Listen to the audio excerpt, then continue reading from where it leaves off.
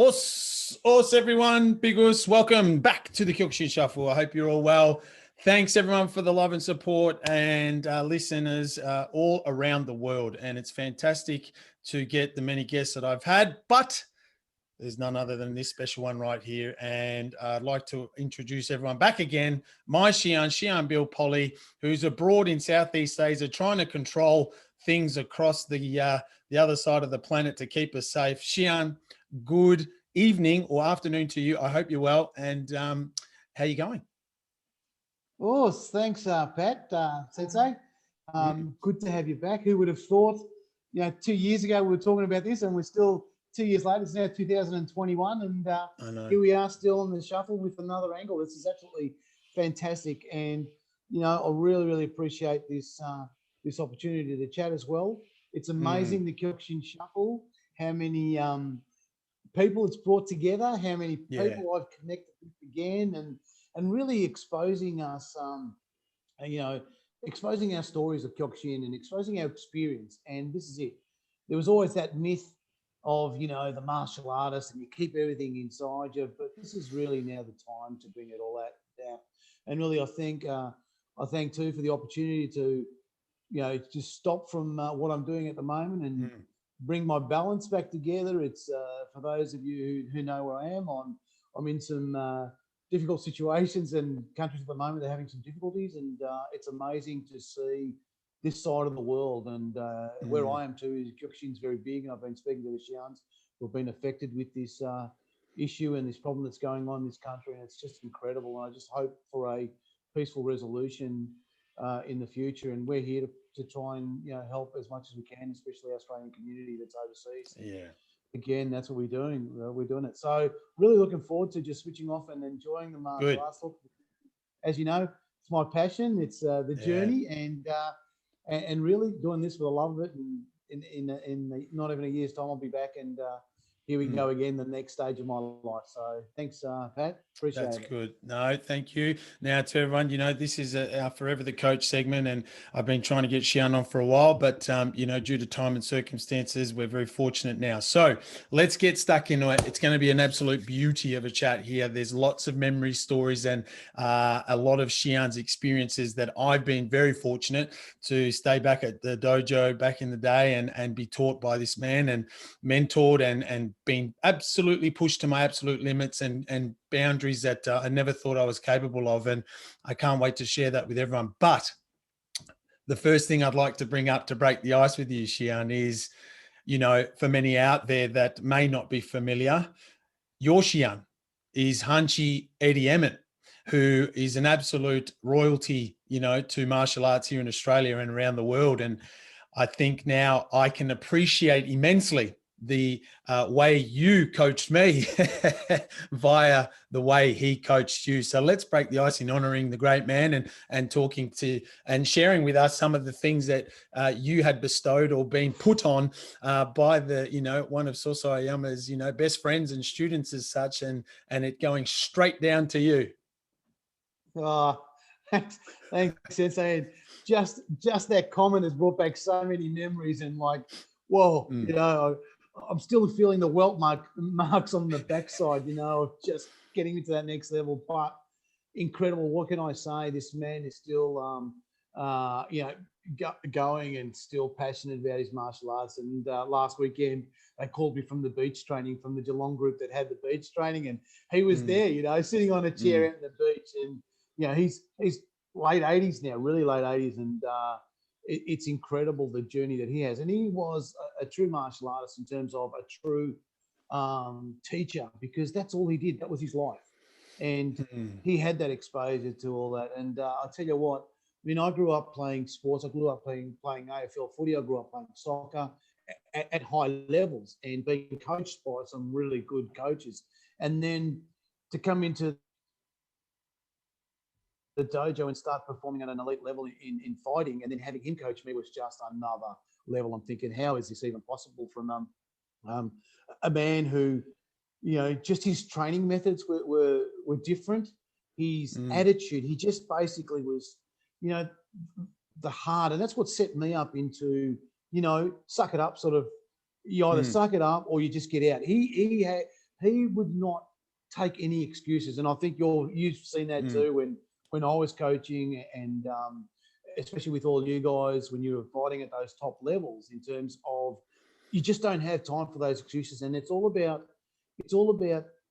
coach, it's about the person who wants to be coached. And that's what he was all about. If you didn't want to be coached, he brought that out to you before you even got into the dojo. You know, he tested you. No excuses. He was hard, you know. There was no love lost. He'd say, well, you know what? You're not good enough. You know, see you later. And he would walk off. He would walk off. You know, we would be squad training. So Saturdays was dedicated squad training. And back then in the 80s, it was just squad training. But because of the kickboxing that was evolving, and the KIA, the karate instructors, and the kickboxing was all one, and we all knew each other. So on Saturdays, our fighting squad would just be massive. And he'd be coaching, you know, karate guys, he'd be coaching kickboxers, he'd be coaching all different Muay Thai guys, and we would just be smashing it out. And, you know, there were times where if we didn't set the pace, you know, remember, you've heard me say this when I stand in front of the dojo and I say, hey, the teacher's only as good as the student, and your performance is only as good as how far you push through. And he would come in there, we would just start training, and then he would just go, this is shit. And he would walk out. That was it. Session gone.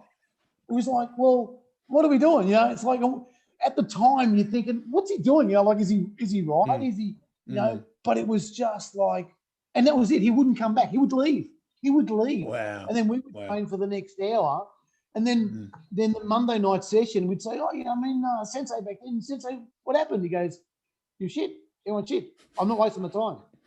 And it was like, and it was just those questions, but that really instilled us in terms of, hey, you know, there's no excuses. You've got to be on your game, because if he was going to give you his time, and he was hard, he would just make us work so hard to the next point, because he would always say to us in our ear, hey, you're not training hard enough because your opponent is training harder.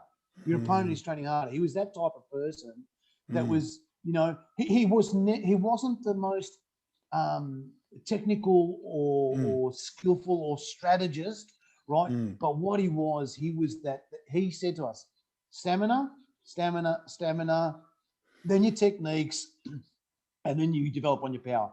He would also not waste time on us doing other things that he didn't need to do. He would make sure his job, and the way his coaching was to manage us and manage our abilities so that we can perform. And again, the surprises, like Wednesday, we'd come to the dojo on Wednesday, then we'd go to training on Friday, and he'd say, right, you're fighting Sunday. It's like, what? And that, for him, that was his coaching methods. It was like, you got to go, just go fight, you know? Or I remember one time, it was a Wednesday night, he said, right, he said, we're fighting Saturday night at a kickboxing fight. Oh, but since I've never fought kickboxing fight, you'll be right. You know, and it was like, he wouldn't let you, you know, he would coach you in a way where that you believed in your abilities, you know, and it was amazing. I remember bringing in the people, and his coaching methods were really good. He would really focus on defense. I see. You know, he would really focus, and that's what I instilled in a lot of your training. Remember then, where you're not allowed to attack, you just got to defend, and then you attack in stages back, and you build up that. So, and that's what his whole process was about, the defense and making sure that you can defend, because he goes, if you can't defend, you'll get knocked out. And he was straight out. He goes, you'll get knocked out. He goes, you can't concentrate, you'll get knocked out. If you're not fit, you'll get knocked out. You know? Yeah. He goes, I've got the number. He used to write a number down on a piece of paper, say, this is the number for the ambulance for tonight. So we're sitting there. Makes you switch on when you don't want the ambulance to be called. That's right. You know, exactly right. And that was the thing. And that was his methods. His methods were just hard, no excuses. You know, he made you feel that you had to give 100%. And that's what it was. Yes. And as long as that 100% might have been, you know, someone else's 100%, but he knew that you were giving 100%, and he had that instinct about it. And it was that pushing. Well, listen to that already, people. If that didn't get you going. Now, again, I'm fortunate to be very close with Hunchy and Shihan Bill, so I've heard many stories on the path. But what I will acknowledge here in not being there in the 80s, because I was only born in 81, was the fact that you guys would do anything for your sensei and Shihan. Huh? He like that type of coach and that type of presence that he brought and instilled in you and your other and your other students. You would do anything. It got to that point, didn't it? Yeah, that's right, Sensei. It got to that point. It was those things that Soso Yama had instilled, with his Ushidexis and the Kohai system. We talk about that Kohai. We talk about those levels. About being, well, hey, you wanted to get yourself into that fighting squad, man. You had to go up through your Kohais to get into that fighting squad. And then you were, Shihan's fighters. Simple as that. And we walked with him. We went to places with him. We walked into a restaurant, there'd be 4 of us or 5 of us around him. That's just how it was, and it gave that eliteness about it. And it really, when I was growing up as a 14, 15-year-old training in that dojo, and then I would see those fighters with him, and we go, wow, like I want to get there. I want to be that. How do I?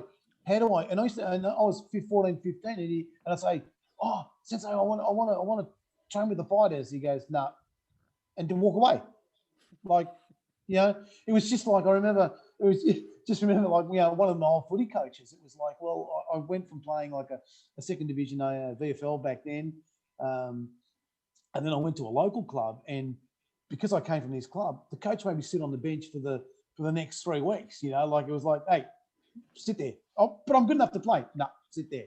And it was about earning your spot, about earning the respect from your coach because being a coach, I stopped fighting in 95, and then you're setting up the dojos amongst that. And it was a good, we didn't hit our straps until sort of the 2000s. And again, that also dictated my direction and my journey in the karate world, which organization to be with, because it wasn't about me. Yes, I would have loved to say with this organization, it was great, but there was no future for my fighters. And you develop those fighters. So it was always about developing that next stage. And that's what it was. It was using the fighters as a coach. Then you had that commitment from your fighters to really take it to that next level. And it was, just incredible journey. Yeah. Now, so there you have, we had to break the ice here in segueing how Shihan now coaches, Shihan Billy. And as you can all hear, a bit of history there as to his teacher and how strong and hard and tough and those words come into the conversation. And then in comes, myself in 2000. You've already got, some solid black belts there. And then all of a sudden, we had a nice team, a good bunch of students, and then your coaching level had to, I call it the hats, you had to, get your hats sorted with a young buck like me coming in, rough as anything. And just, while you had polished black belts in your dojo. And I'll share a quick story here. I don't know if Shihan knows I was going to bring this up, but I started Kyokushin in 3 months raw, 4 months in, if that. And there was a ring fight coming up, and I was pure white belt, absolute pure white belt. And I was not Shihan, you can pull me up, but I didn't go up to Shihan as if like I deserve to fight. It was more of I'd be interested. I'll train hard. I'll give you my word. And if you think I'm good for it, like you would say, if I think you're good, then good for that bout. We'll think about it. So I trained hard, and I was straight into it, wasn't I? And I felt the coaching pretty quickly. Yeah, look, I can add to that, because that event and that incident, I can still see that picture. I think you between the rounds, it was like, oh, this bus just hit me, But that was, for me, that was the biggest test, Pat, because as a coach and as an instructor, you can see you have many students walking through the dojos, right? And again, instructor, coach is 2 different things, right? Mm-hmm. You can be a Mm-hmm. great martial artist, and there's a lot of great martial artists, just like great football players, great soccer Mm-hmm. players, Gotcha. but then they're never good coaches, right? Right. But then Right. you have somebody who's a average player, right? But Right. then a really great coach, right? Mm. So as an instructor, you then you go, right, my role as an instructor, because you have a lot of students coming in, and you're going through that now with building up your dojos, and you can see the people who come through the door. As an Mm. instructor, you develop this instinct, and this is the one thing that I think I'm very, very fortunate, because again, with how Shihan Eddie, Hunchy Eddie, really pushed me as coaching, and being exposed to Hunchy Eddie M, and being exposed to Shihan Bobby Lowe, Mm-hmm. training over there, and being coached by him, and then also by being coached by team sports coaches as well, through my career Mm. coming up with the AFL footy and the soccer. And it really, really made me realize, hey, this is something that I really enjoy and really want to do. And I Mm. did a lot of coaching courses. We were very Sure. fortunate then. We had the Australian Coaching Council, level 1, level 2, level 3 type courses that you can do. Right. We would really sort of develop those mechanics to be able to set you up for those. And I think that's where there is at the moment a little bit of a lack of the industry, where there's some really good Mm. coaches, but also to be acknowledged and accredited to those Mm. levels. And again, when you do that, when you see those students coming through, then there's only, out of a dojo of 30, you're lucky you might get one fighter, Sure. and then what you're looking for is, and as an instructor, I was an instructor then you walked in the dojo that particular time, and the first thing that you really got to ask yourself is, does that, you cannot coach anyone that doesn't want to be coached, right? Mm-hmm. You the person that you're putting time to, and those elite fighters, is that they want to be, they're hungry for it, and you walked in that dojo, you were hungry. You had that experience. You had from an elite type of sports, and you were coached by that, and you were also coached by some magnificent coaches, especially in the basketball world. But that for me, I remember that as clear as day, because your attitude when you walked into that, and there was only a few, out of all the fighters, and I've been very lucky, and my record is 7 Australian champions, many junior champions, many Colt champions, that I've brought up through my coaching career, especially in Australia, and 5 representatives in world tournaments as well. And that's because you develop this instinct of that person who wants to be coached. You want to be coached. And for me, that was a test for you. I threw you in the deep end, just like my auntie did, and to see how you come out of it. You didn't have the experience. I mean, I remember that, and I remember being in the ring. I remember being ready to jump in, because I thought, oh no, it's going to get pulverized here. I just remember it was all about just keeping your hands up so you don't get knocked out. It was just, and again, goes back to the defense. I wanted you to ground that, and I want my people that I coach to be grounded in knowing that they can protect themselves, and that's the first rule. If you can defend yourself and protect yourself, then you survive, and you survived it, and then that sets you up. And I remember that, and I remember the look on your face. You were absolutely like white, yellow, green when you turned around and you said, "What is this?" And I think there's a photo of you. I've got this photo of you, and I like to share it, of you turning around. I'm leaning on the ring. It was a boxing ring, listeners, and the first round had ended, and I fought a very good opponent. He was very strong, very good guy, and I, he bing, and Shihan would emulate those rounds at the dojo. This is what it's going to sound like. This is what it's going to feel like. So we had all that visualization done, and then I lean over the fucking ropes and look at Shihan like, when do we leave? Can we leave? And he's like, focus. There's still 2 more rounds to go, or whatever it was. And I'm like, I actually had to turn you around to put you back in there. It's like, just go, Wow. But you survived it. You know what? It set those grounds, Pat. That's what it is. It's setting those foundations, and that's my basis to coaching is setting up foundations in a lot of places where you can build on those foundations, and you build on those levels at those things. There's some people that are really good at this level, but then do they have it to go that next level? Do they have it to go next level? And I remember actually, going to Dana Goodson's gym to train back then. You know, Rep Paul Resisol. I used to work with him in the nightclubs, and I remember him training a couple of kickboxers, and that next level. And guys are just saying, you know, we were training in there, and it was another level because they're training for survival. It was about survival because, you know, going out to that next level, they were scared. And he goes, we're scared. And they trained with that fear, and they basically collected that fear to be able to take themselves to that next level to get through. And again, going through, and we were very fortunate that we back then in the 80s and the 90s we could train, especially in Melbourne. You know, with Stan the Man and all those guys, and you know, all the Bob Jones guys, and I'm still good mates with them. You know, we would go and just fight and be coached, and it was amazing. It's just getting all those different ideas and then trying to harness it. Well, what works for me? And again, in terms of coaching, and especially in the fight game, everyone's different. I can't coach you the same way that a 120 kilo bloke needs to get coached, or a 70 kilo lady that needs, you know, 65 kilo lady. And we had that in our dojo where, you know, you guys would come in and say, oh, okay, yeah, we're all this here. But no, I had 7 different strategies. Yeah. I had a strategy for you. I had a strategy for, you know, the other guys. I had a strategy for the girls. And I had a strategy for the juniors because we had the juniors then too as well. Yes. You know, so you've got to try and define those different strategies and work within those strategies.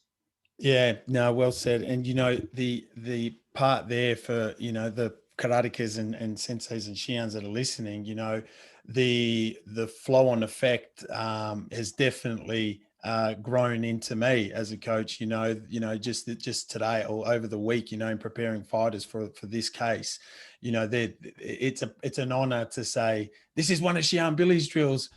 You know, you don't understand. This is, you got to, if he walks through the door, you better, you know, lift your game. And when you say, or when I get to say that, and again, you know, the years of Hunchy, you, me in that conversation. And that's why I wanted to get you back, you know, back on to acknowledge that more so, you know, the cycle of how it's been and where it's going. You know, you had, when you pulled the Shinai out on us, that was what you were copying in the 70s or in the 80s. Then we copped it. Then when we pull out the Shinai now, people look at us as if it's, what are you going to do with that? You know, and it's like, well, you'll see. Shut your, you know, shush and keep going. You know, straight. And just for everyone out there, Shihan Billy's drill is straight line, lots and lots of straight line, forward, and 1-2 combination, 1-2, and sometimes we would do that 20 minutes flat. You know, no breaks, go, and he'd have the clock nicely positioned in the dojo wall for you to see. You know, so you would do 20 minutes,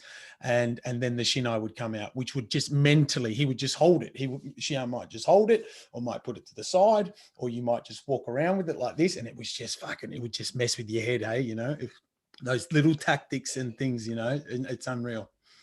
And that's what it was. And again, like you say, it's, you know, what I learned from my coaches, and I put them all together. And it's then, how do I then take those things, you know, like I took the hardness, the no excuses type thing, you know, from Hunchy Eddie and that environment. Then I took the technical side from, you know, my other coaches, and then saying, right, okay, how do I use that now to take me to that point? And then again, you know, what you're doing now is you're using what I've done, my previous coaches and your coaches, and taking on this. As coaches, we should be evolving all the time. And again, you know, the game evolves, the tactics evolve, everything evolves, the world evolves. We have to evolve.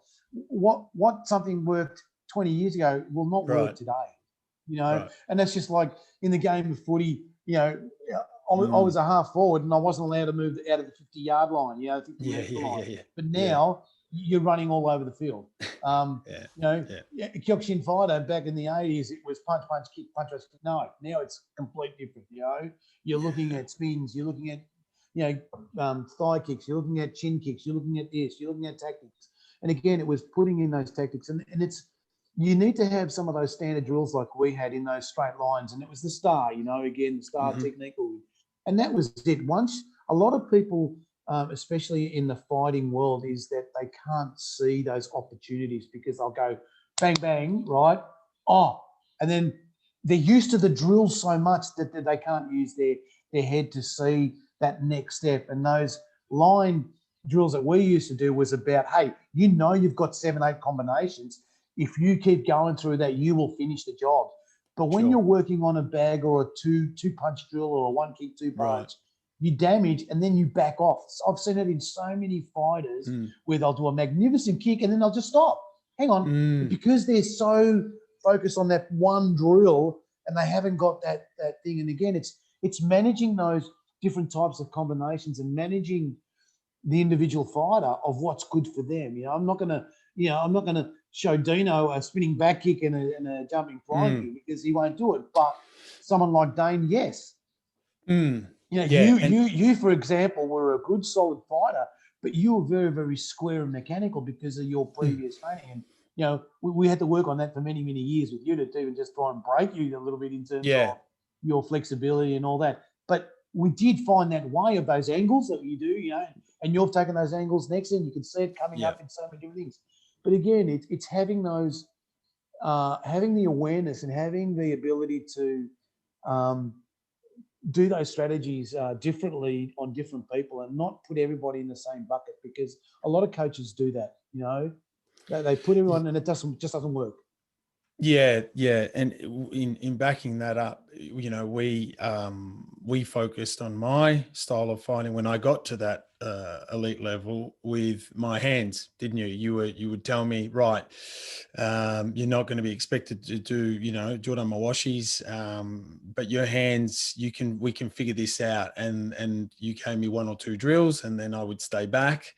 You would watch for a bit and say, yep, that's okay. And then you would, you know, we would do the 50, 100, or, you know, stay back to do the rip. And it was I worked on the rip punch, and then we won a couple of things out of that. And then we said, hey, someone, they're on top of it now. They know you're going to do it. Remember that conversation? And we said, shit, what do we do now? And then it was a circular move. We can reveal now because we, you know, after all those conversations, you're retired now. Yeah, and we would work on I was fortunate with my basketball background. My footwork was okay, and I could shuffle was probably the best word, or move across easier than some. And then we worked on double shataski, and then a double shataski with a follow up, and then it just kept flowing, and then another win, and then we would go to Japan, and then that would change as well because it was open weight. And let's lead into a bit of that angle now, you know, because in Kyokushin, those that are listening, when you're in a weight division in your country, yep, that's nice. You can't, you know, you're in that comfortable space, but Kyokushin has open weight. And, you know, we had, I was fortunate to do 3 world tournaments under you. But that being said, you know, we went in at one World Cup. I went in at 77.5, if you remember, and I fought the world champ, and fought great, but no power, no, like there was no power to hurt a world champion at that level. So we came back, and Shihan and I would, you know, with the other fighters, go, right, we need to. I'll never forget you explain. You know, there was one time we came back from Japan and they fought close. They were fighting very, very close, and you're like, damn it, they're back fighting close again, you know, and we have to, and then we would adjust to fighting close, and then that would suit us. But without all these trips and without all these, you know, not a knowledge from you being over there and seeing all the others, and now I get to do it. Now I get to go, okay, you'll see when it gets close, you have to do this. I've seen it. I've trained it. Then there's this range when fighters go to this range and it's longer and it's bouncing back and forth. And you would do this. Remember, you would show us this. You would go, pa, pa, pa, pa, pa, pa, pa, pa, pa. There's that type of fighter. Then there's going to, and it was just, and then, you know, for me, I'm revealing all the things that would come up by my coach. And then I would be like, shit, and that's right. What do we do? How do we work on this? And it's so fun, so much fun, you know, it was good fun. It was, and that's right. And that's it. It's the evolving. So you evolve, the fights evolve, everything evolves. You know, the Japanese are always that one step ahead. The Brazilians again, the Europeans. So you're always constantly looking at evolving. And again, it comes close, comes out. And that's why I used to say it's a dance. You can dance this far apart. You can dance like this, you know, and that's why you've got to change. And that's what we were doing a lot with our fights, was evolving. So then you have in your bag of techniques, depending on the fighter you come up with, to be able to. And again, seeing those evolving, and that's a really good point that you need to, as a coach, you need to evolve. Yeah, because you expose your strategy. It worked for us. We won a championship on those basics. But guess what? Everyone then knew how Pinto was good because your kicks were terrible. And I said to you, you'll never you'll never knock anyone out with a kick, but you will with your hands, and you did. You know, and again, it comes down to the individual fighter and the commitment that fighter has that wants to be coached, and you wanted to be coached. And again, that's my principles, is that commitment, that passion first up, you know. And I tell a good story, and for the viewers as well. And you know, Dane Carroll, who's just, you know, incredible man, who has been with us for a long journey now, and he's had a real nice, colourful journey. And the first time we were really kicking butt at the big titles, and he was that lone wolf. He was that lone ranger. He had a mohawk. He had a cut gi with all strands, but he was knocking everybody out in his round. But then again, he saw that we had not just the coaching, we had the team, we had the kohai, we had the packet, that full packet, and he didn't have that. And I remember after the tournament when we won, I think we won a couple of divisions, you know, in the novices and there. And he came up to me and he said, "I want to train with you guys." And I said, "Really?" I said, when you grow some hair and get a new gi, then come and see me. And then I walked off. Again, one of Hunchy Eddie Emmons' strategies. You know what? 2 months later, there's this young kid who was, I think I was about 70 kilos, wasn't he, back then? He was with his hair grown. His hair was grown, and he had a brand new gi in his under his arm. He walked in, and he went, "Us." And I said to him, "What do you want?" And he goes to me, "I want to be a champion." An Australian champion. And that was it, you know. And again, that for me, that was a commitment, and he gave it all. And you know what? He became an Australian champion as well. And and that's all we do. If you don't, and understanding your audience, that's understanding, you know, your student, understanding the audience, understanding where we go to fight, understanding as a coach, right? Yeah, when we're talking about the world level, it's not the VIX. It's a complete different ball game at the world tournaments, as opposed to, you know, to the town hall Victorian State Championships or club tournaments. So you've got to train differently. And again, the tactics are evolving. And once you have that, and again, that's why for me as a coach in a fight, as a fighter, to have good defense, you know that you can go up against heavier, taller, bigger opponents. A lot of my fighting that I did was against, you know, a lot bigger people, because there was hardly any weight division. So I had to have that down.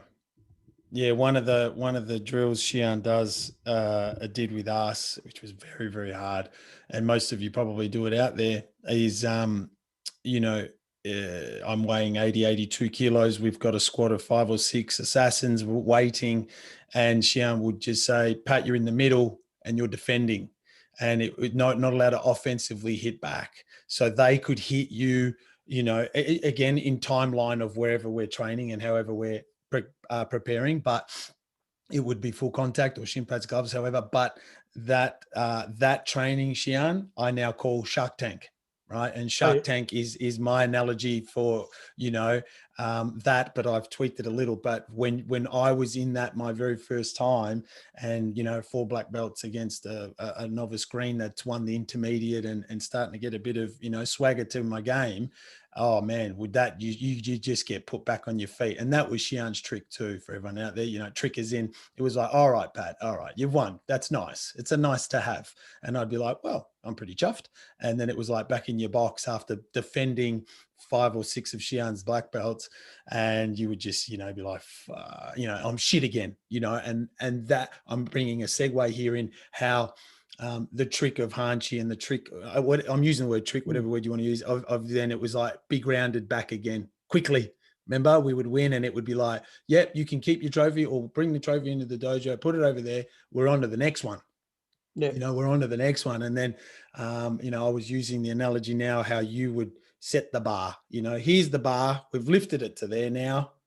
We can't stay there. We keep going and you keep going and you just keep going. And then you know, and that's how you created 7 Australian champs and a whole mixture of years of all of us succeeding and being able to, you know, thank you for it. Yeah, that's right. And that whole thing again was basically from basic principles with Shihan Eddie, you know, and just to just to give you, again, to ground you. It was always about grounding you, you know. And again, the whole strategy behind that particular thing that we used to do was for you to defend without using your hands, and just by moving around, you know. And again, creating that awareness, and you saw it as you went up the levels and as you got more experience, you just move out of the side, you know which way they're going to come. And it was about the footwork, it was about positioning yourself, and again, how you can evade an attack, knowing and being aware. And it's all about that timing, and you as a fighter to slow things down so you don't have to, clash, and you don't have to, because again, I mean, again, my analogy of a fighter, and you've probably heard it so many times, is like the old Tekken video games. For those who are old enough, like the old enough as as I am and others, where we used to go and play, where you had the two fighters, and it was always about those energy levels. Yeah, I got hit, said it today. If you got hit all the time, your energy levels go right down and you're finished. Yeah. But if you don't get hit, you've maintained those levels, and the person who's trying to hit you is reducing it. Then you go, and it was about conserving. It was about setting up. It was about having a plan, and planning, preparedness equals perfection, and that's what it is.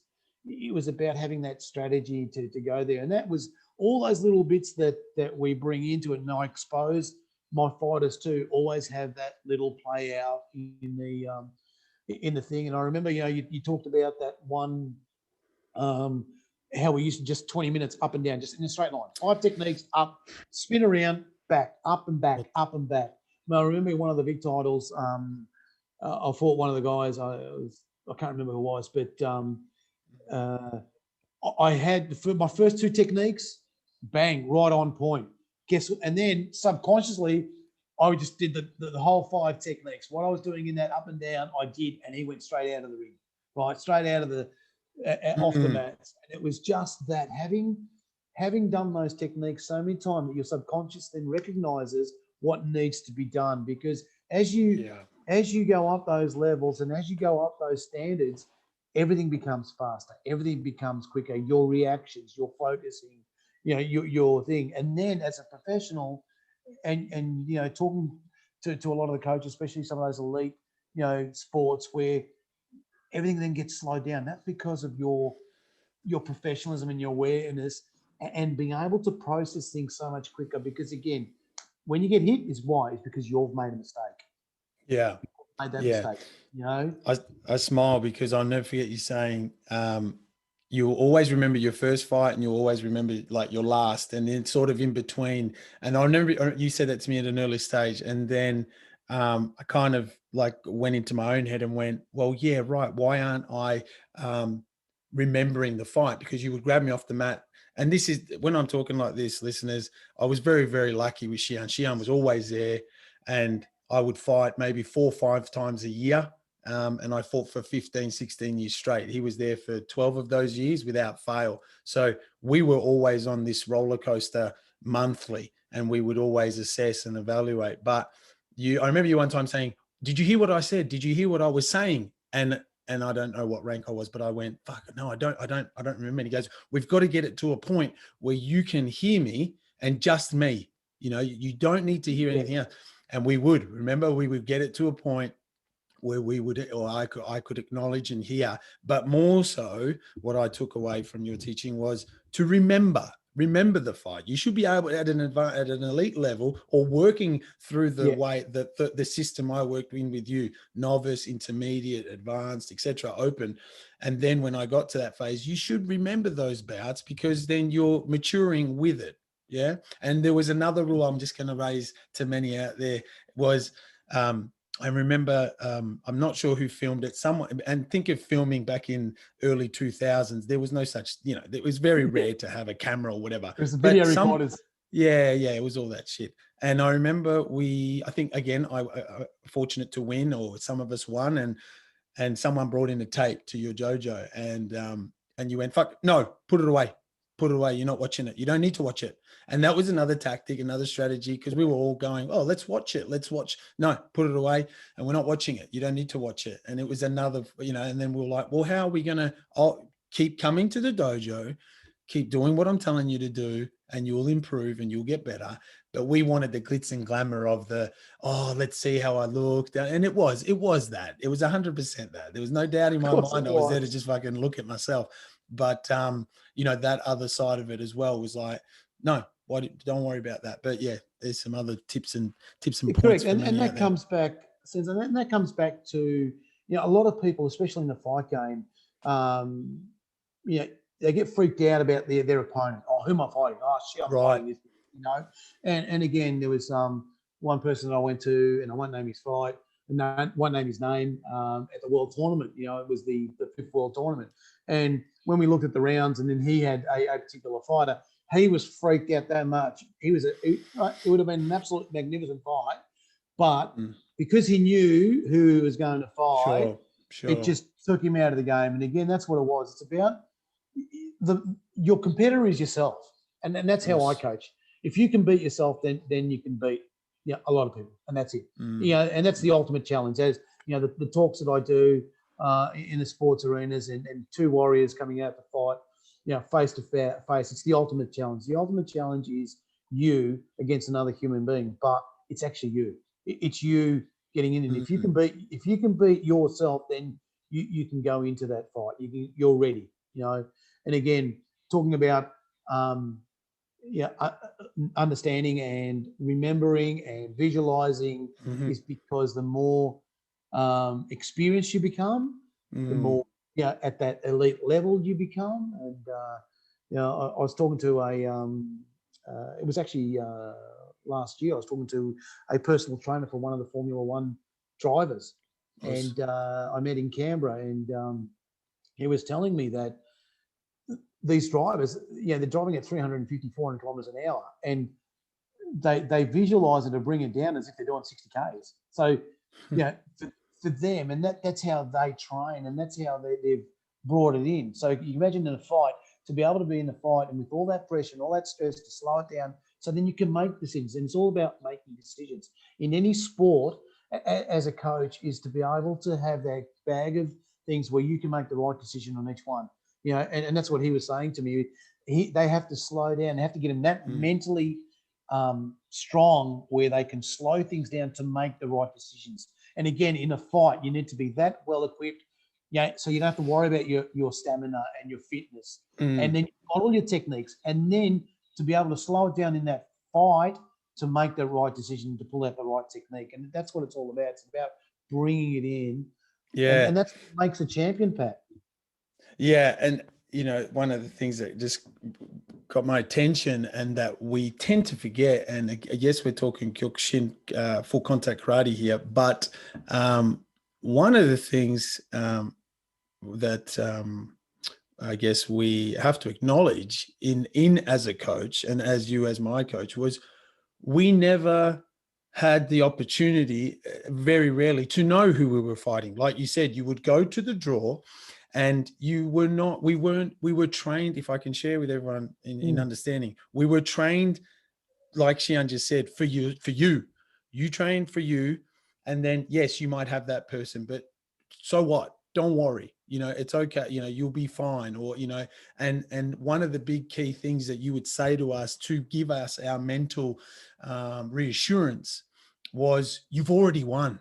Remember, you would always say that to us. You would say, after, during the camp, or the 8 weeks, 6 weeks, whatever it was, you've won, because we gave everything to you. You told us, or you asked me or us what everything, and we delivered. And then you would say, you've won. You've got onto the mat, you've won. And then if you get anything from here, amazing, win, lose, or this, whatever it was. And that's a massive, massive, massive part of, the success as well. Exactly right. And it's about knowing, again, understanding, recognizing the potential in your fighters. Look, it might not be this fight, it might not be that fight, but guess what? It'll come. And that's what I was saying to you guys. Don't worry, you guys wanted to be the champion straight out. I said, no, it's not, And when I was fighting, again, we didn't have the social media and the YouTube. Sure. We didn't have the video fights, and we didn't have the entourages to come along. We just went, we fought, we left. It was that's how it was. Oh yeah, who's Bill Polly? Yeah, don't worry about him. He had a couple of fights back then, but when I put down how many fights I've had and how many things did, and again, we didn't have that social media to say, oh wow, look, you know, Yeah. your name is in lights. But then your generation came, you wanted to be that. Yeah. And now all of a sudden it's gone to there. And it's not like the one-on-ones. Yeah, I had a one-on-one, and then you could study you're a fighter, that this is how he does. But then they, at the same time, they're studying you. That's why it's so important, you know, because they know how you're going to fight. That's why it was always so important about fighting your own fight and using the tactics that we have for each individual fight. And that's what it was all about. It was about that preparedness that we speak about, you know, to that next level.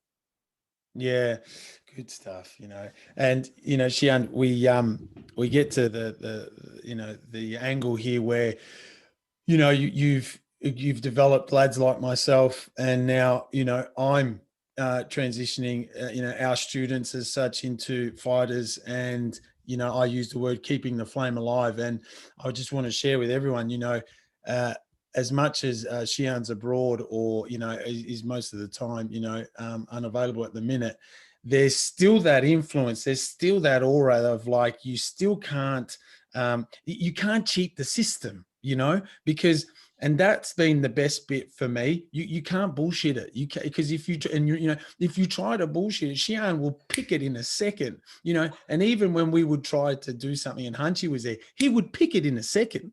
He would go, enough, or something, you know. And then, so no, it's not pressure. It's that perceived, I guess, pressure of knowing that your Shihan is going to buzz you about how the fighters are going, or where are they at, or what's being done, just to double check, double cross off is probably the nicest word, you know.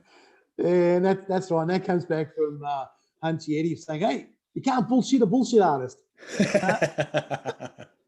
Yeah, and again, yeah, and then the other thing too is like where you are, I was, and where I am, you will be. You know, and again, it's about evolving, and it was the hardest thing again as a coach, and then you then hand it down to your fighter to then start coaching, or you know, oh shit, how's it going to look like? And me for the first couple of years back, you know, I was more stressed than what the fighters were because I had to travel overseas and you had to step into that role. You know, I was more stressed about, Pat's not doing the right thing. No, that's shit. No, that's not, you know? And again, and I had to respect also the fact that you were learning as well. And again, it was hard. And that's how Hunchy was, you know, when I was coaching you guys, he'd say to me, I remember he in the middle of a tournament, he'd bring me up saying, that shit, what are you doing? You know? And I was like, trust me, you know? He would do that. Yeah, I was like, really? I've said the story. I won a tournament, and he said I still fought like shit, and he gave me the trophy. He was so upset with me, but in a way of like, you could have done lots better. This should have been over. I think I got an extension or something. That's why he was. And I was like, far out. Now he's upset. Now Shihan's going to be upset, and we're all upset. And I've won. Yeah, like, and your biggest critic has to be yourself, and then your coach. You know, and again, the reason we're doing it is because we want you be that better fighter. We want you to realize that you're never afraid to lose. And that was my thing about, and I've heard it from a lot of coaches in a lot of disciplines, you know, that failure, never be afraid to fail. Yeah, that's it. And that's why I instilled with my fighters and in my coaching principles, and not just the fighting, but I mean, I coached, I developed, you know, footy kids in China and AFL Asia, and brought them to play in an international cup that they came third. You know, you know, we've created a bit of history there, and again, it was about young kids who didn't even know how to play, but that fear of not being afraid to fail and giving it all you got. And that's what I used to say to you: you've already won. What do you got to lose? Nothing. You know, you've won the experience. You've won. You know, going through all those training sessions that we had to get to that next level, you've already won. You know what? If you didn't bring the trophy home, it doesn't matter. You'll bring it the next time or the next time. And you know what? We cannot all do that. And again, the realization as well that not everybody can be, you know, the Sam Grecos or the yes, I would have loved to be a Sam Greco, but you know, I didn't have that next level. I went to that level, and as long as you're comfortable with that level, you know, people get to that level, and then it's the next level. And again, you know, whether it's your family life, whether it's your commitment, whether it's your, you know, environment that you're in, it's understanding it. And that's why a good coach can say, right, okay, well, I need to train Pat differently to how I train Dane, because Dane, you know, could train 24/7, but Pat had a professional job at the time as well. So how do I manage training you as opposed to him and trying to get the same outcome, you know? Yes. And again, it's never, that thing was one, you know, for me was understanding the craft, understanding the fight game, Yeah. understanding all those different things, you know. In a ring is different to being on a mat, different to being in a state tournament, different to being into a national, and then different being into a world tournament. It's different stages. And that's, I learned that also from Angieti. He was like, okay, you're training and you're fighting in the Asia Pacifics in Hawaii against all the elite fighters. I was like, shit, really? He goes, I didn't think I was good enough. Honestly, I reckon it was probably one of the first times that I ever broke down crying after training sessions to say that I'm not good enough, and I'm not good enough. But you know, here I am. I went 3 rounds with Shihan in the final. You know, and there was fighters in that division, you know, Tony Bowdens and others back then, and I was just at the upcoming, and I honestly didn't think, but your coach believing in what you've got to go to that next level, and you know, taking you guys up to a Sydney tournament, going in and just taking the trophies and going home. You know, well, how many times that photo you put up today on that social media? I think I flew out. Straight away. I was that happy. Remember, I had to fly out for a job that afternoon. It's like we did the job. We're done. Let's go. You 2008. Yeah, 2008, and I remember that because our buddy Joe Ingles was off to the Olympics that afternoon, and he was there that afternoon, and never forget it. And that was the national title, and Dane came third, I came first, and you wouldn't get any much happier, you know, photo and smiles on our faces that day. Yeah, Shihan. That photo's on my desk. Here overseas, it's come here with me. It's one of my. Just reminds me the joy of coaching and what you as a coach can give to your students. It's about giving, you know. It's about really passing on your experience. And again, I mean, I question a lot, is it coaching or are we just managing? Because, you know, at that level, those elite levels, I can't teach you how to punch. You know, I can't teach you how to kick because you've already done that, you know, 10 years ago or 15 years ago. It's about managing your skills and, you know, the soccer coaches are the best example. They're not called, you know, they're not called football coaches. They're called managers because you know, how do you manage Dave Beckham's? You know, how do you coach Dave Beckham? You can't. You got to manage him. How do you, you know, Maradona and all those, you know, rest his soul, you know, again, legends. Yeah, at that level, and you've got coaches like Mourinho and all them. They're not coaching.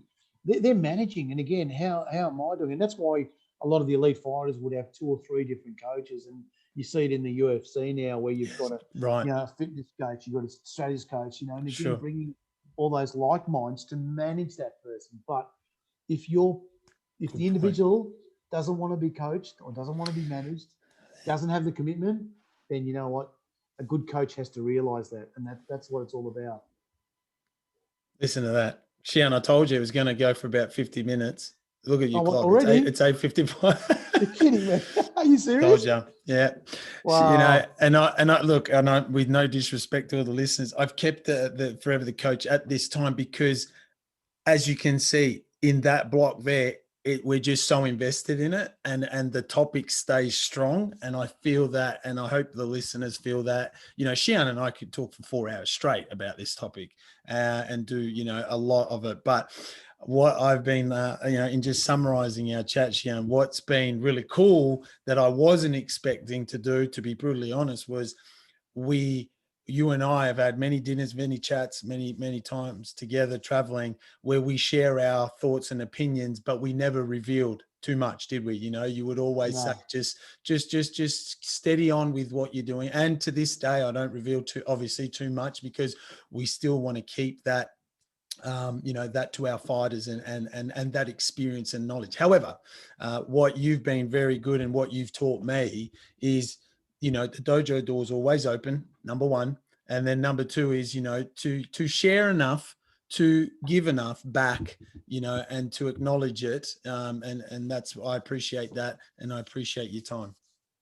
No, thanks, Sensei. And I can't wait back because I still got a heaps of coaching to do with you because yeah, we all need coaching, mate. I'm picking your faults as well. Yeah, don't worry. But 100%. Again, picking my faults, and again, how do we evolve, and how do we take it to that next level? And again, finding the weaknesses in each of us that makes us stronger. You know, and yes, I want somebody to say, hey, you know, as a coach, you shouldn't be doing this. And, and I've had that too.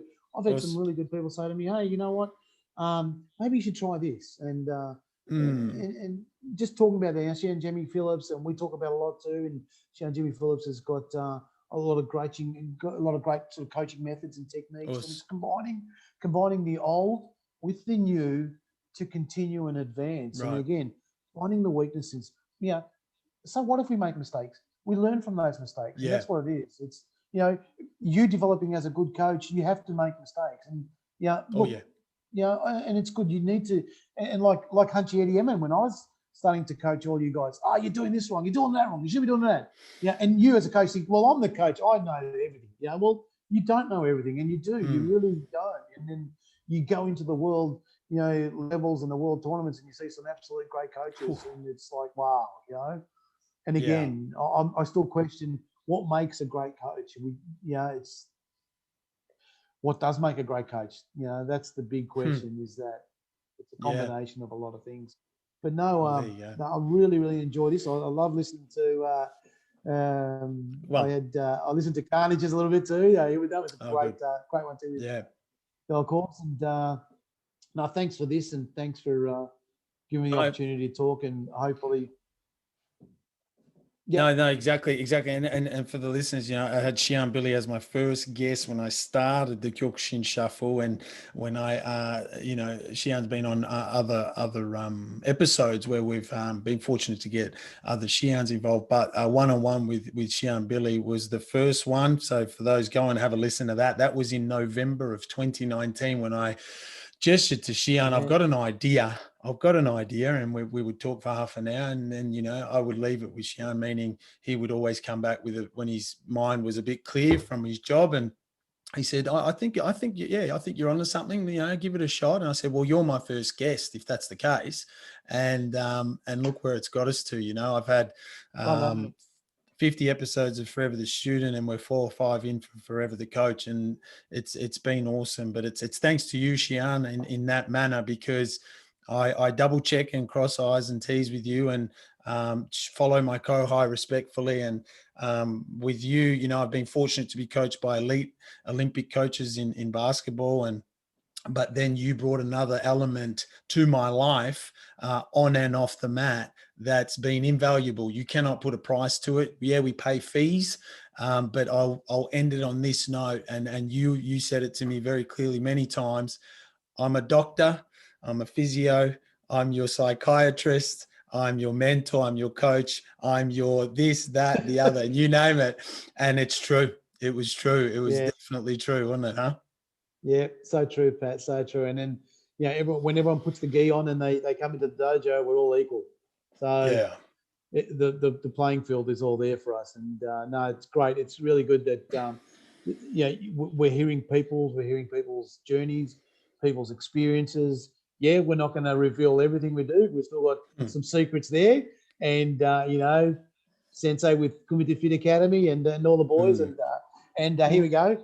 Kyokushin, still Shihan Billy's, as an organisation, it's great, and I'm really looking forward to the next 10 years with the next generation and what we can do and what they can do. And again, it's having that kohai and that respect for each other, and that's what we've got. And respect for every coach. And you know what, my hunter used to say, go and get coached for him. Never be afraid to go train somewhere else, because you can see and you go, oh yes, I know. That's not good. I'll use that. But hang on, it gives you also that what's that word? That perspective is that, hey, I've got a good coach here and I'm on a good wicket. But no, congrats, Pat, on the great shows, and thank you again, and always a pleasure to talk. And we'll catch up soon. Indeed, hopefully, everyone. Hey. Hopefully I'll be home soon. Yeah, no, I don't think so. No. Well, keep up the great work where you are for your service to all of Australia, and those that understand. And thank you once again. So listeners, thanks, Shihan Bill Polly, my coach and mentor for the last 20 years, half my life. I turned 40 this year. So go listen to that, you know. And in respect of Shihan Billy, he's been under Shihan Eddie for nearly 45 odd years. So, you know, it's an honor and a Kohai system that I respect immensely. So all the listeners, hope you enjoyed that. Couple of nuggets in there, obviously. Thanks for listening and take care. We'll see you at the next episode. Big us to you all. Shihan, thank you. Us. See you, everyone.